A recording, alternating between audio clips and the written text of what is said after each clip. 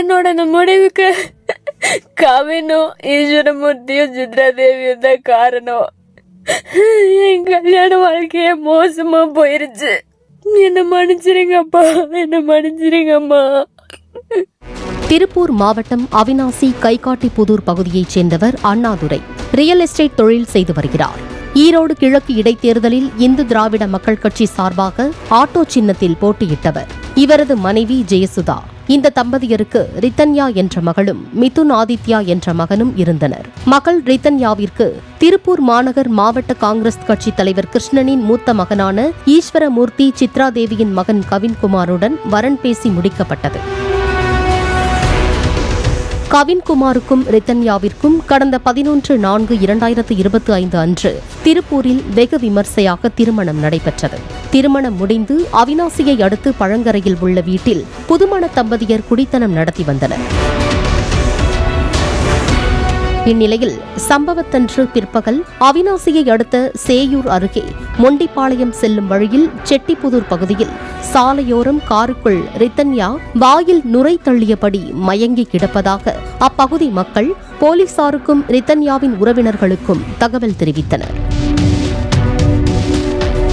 சம்பவ இடத்திற்கு விரைந்து வந்த சேயூர் போலீசார் காரில் இருந்த ரித்தன்யா உடலை மீட்டு பிரேத பரிசோதனைக்காக அவிநாசி அரசு மருத்துவமனைக்கு கொண்டு சென்றனர். ரித்தன்யா தற்கொலை செய்து கொள்ளும் முன்பு தனது தந்தை அண்ணாதுரைக்கு உருக்கமாக பேசி வாட்ஸ்அப்பில் பல ஆடியோக்களை அனுப்பியிருந்தார். போலீஸோ வேற யாராச்சும் வந்து ஏதாவது சொன்னா நீங்க யாருக்காக தலைக்குழிய வேண்டாம், இத போட்டு காமிச்சிருங்க. ஏன்னா அவங்க இததான் சாக்குன்னு உங்களை இன்னும் அசிங்கப்படுத்த நினைப்பாங்க. இதை யார் முன்னாடி வேணாலும் போட்டு காமிச்சிருங்க. அந்த ஆடியோக்களில் கணவன் கவின்குமார் தன்னை உடல் ரீதியாக கடுமையாக சித்திரவதை செய்வதாகவும், மாமனார் ஈஸ்வரமூர்த்தி மற்றும் மாமியார் சித்ரா தேவி என மூவரும் சேர்ந்து மனரீதியாக கடுமையாக சித்திரவதை செய்வதாகவும், எனது இந்த முடிவிற்கு எனது கணவர் கவின்குமார், மாமனார் ஈஸ்வரமூர்த்தி மற்றும் மாமியார் சித்ரா தேவி ஆகியோர்தான் காரணம், அவர்கள் அனைவரும் கிரிமினல்கள் என்றும் கண்ணீர் மல்க பேசியிருந்தார். என்னோட இந்த முடிவுக்கு என்னோட திருமண வாழ்க்கை தான் உண்மையான காரணமே. அவங்களும் அவங்க குடும்பமும் தான் காரணமே.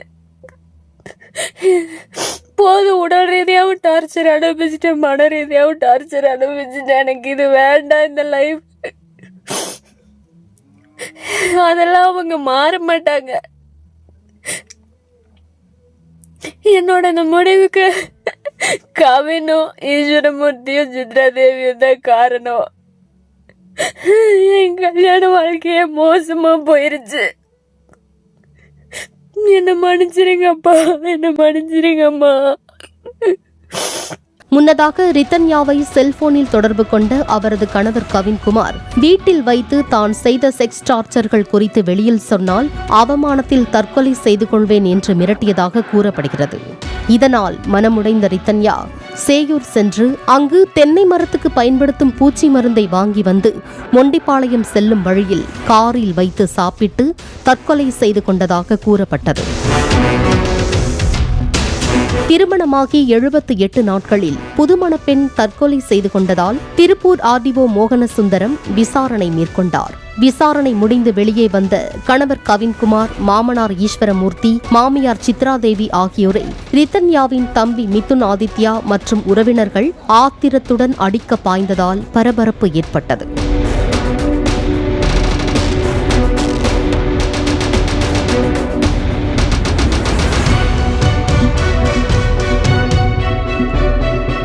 அவர்களிடமிருந்து தப்பித்து மூவரும் காரில் ஏறி அரசு மருத்துவமனையை விட்டு வெளியே சென்றனர்.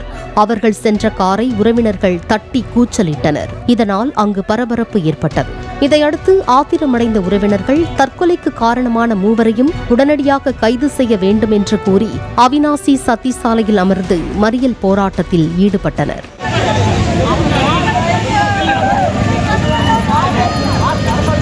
அவிநாசி துணை காவல் கண்காணிப்பாளர் சிவகுமார் மற்றும் போலீசார் உறவினர்களிடம் பேச்சுவார்த்தை நடத்தி மறியலை கைவிட வைத்தனர்.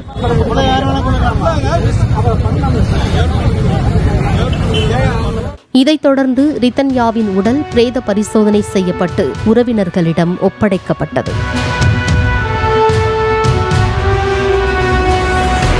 பெண்ணின் வீட்டார் கூறுகையில், திருமணத்தின் போது பெண்ணின் வீட்டில் 500 சவரன் தருவதாக கூறி 300 சவரன் வரை நகை போட்டுள்ளனர்.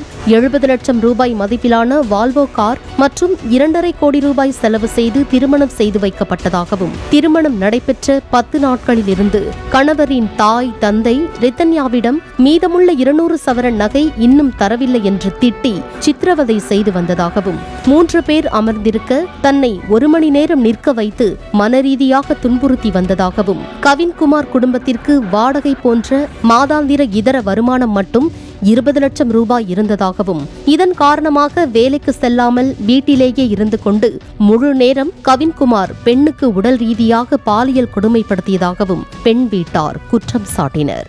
இப்படி எல்லாம் என்னோட வாழ்க்கை தமிழ்நாடு முழுக்க தெரிஞ்சு சீரழிஞ்சு சின்னவனமாக நான் நினைக்கல. கேட்ட பிரகாரம் நகையை போட்டு கேட்ட காரை வாங்கி கொடுத்து சீரும் சிறப்பா கல்யாணம் பண்ணி கொடுத்து கொல்லாம கொண்டுட்டாங்க. நகை வாங்கிட்டு வா, தொழில் செஞ்சு கொடு, அங்க அவங்க செஞ்சு கொடுத்துருக்காங்க, இவங்க செஞ்சு கொடுத்துருக்காங்க. அப்படி இல்லை நான் வாழை வெட்டியே போயிடுவேன், எங்க அப்பாவுக்கு ஹார்ட் அட்டாக் இருக்குது, போயிட்டாருன்னா குடும்பமே நாரி போயிரு. இப்படி பல விதத்துல பொண்ணை வந்து சொல்லி சொல்லி மன உளைச்சல் பண்ணியிருக்காங்க. இதுகுறித்து திருப்பூர் மாவட்ட எஸ்பி கிரீஷ்குமார் யாதவ் கூறுகையில், 194B பிரிவின் கீழ் வழக்கு பதிவு செய்துள்ளதாகவும், வெளியான ஆடியோக்களை அடிப்படையாக வைத்து விசாரணை செய்து உரிய நடவடிக்கை மேற்கொள்ளப்படும் என தெரிவித்தார். அதன்படி கணவர் கவின்குமார், மாமனார் ஈஸ்வரமூர்த்தி, மாமியார் சித்ராதேவி ஆகியோர் கைது செய்யப்பட்டனர். பாலிமர் நீங்க நடக்க போகுது நம்ம பையனுக்கு இவ்வளவு கேட்கலாம், இந்த சீதனை கேட்டுக்கலாம் அப்படின்னு ஒரு ஐடியா வச்சிருப்பீங்க இல்லையா? என்ன ஐடியா வச்சிருக்கீங்க? சொன்னா தீத்துற போறியா? என்னால முடிஞ்சதை செய்யறேன். என் பையன் BE முடிச்சிட்டு ஓன் பிசினஸ் பண்றான் சார். ஒரு 20 பவுன் போட்டுட்டு அவனுக்கு ஒரு 5 பவுன் போட்டாங்கன்னா பைக் வாங்கி கொடுத்தாங்கன்னா ஓகே சார். ஓகே, வேணா 5 ரூபாய் தரேன். ஒரு முட்டையும் பாலையும் நல்லா சாப்பிட்டு சந்தோஷமா இரு. சார் எங்க பையன் IAS படிக்கிறாங்க சார். IAS படிக்கிறாப்ல. அப்படிங்களா? ரொம்ப சந்தோஷம். ஒரு 50 பவுன், ஒரு 50 பவுன், ஒரு காரு, கொஞ்சோண்டு சட்னி வேணா தரேன், நக்கிட்டு போறீங்க. IAS பாஸ் ஆயிட்டாப்லையா இல்ல IAS படிச்சிட்டு இருக்காப்ல, எப்படியாவது பாஸ் பண்ணதுக்கு அப்புறம் தான் சார் மேரேஜ். இதெல்லாம் ரொம்ப நக்கலாம். IAS படிக்கிறாப்ல. ஆமாங்க சார். அதான் யாரு வேணாலும் படிக்கலாமே. பாஸ் பண்ணதுக்கு அப்புறமா சார் நாங்க மேரேஜ். ஆமாமா, அப்புறம் படிச்சிட்டு இருக்கவனுக்கு எப்படி பொண்ணு கொடுப்பாங்க? நக்கல்யா அவனுக்கு. நீங்க அவர் IAS ஆயிட்டாப்லங்கிற மைண்ட்ல இருக்கீங்க. கலெக்டர் அம்மாவா இப்ப பேசிக்கிட்டு இருக்கீங்க.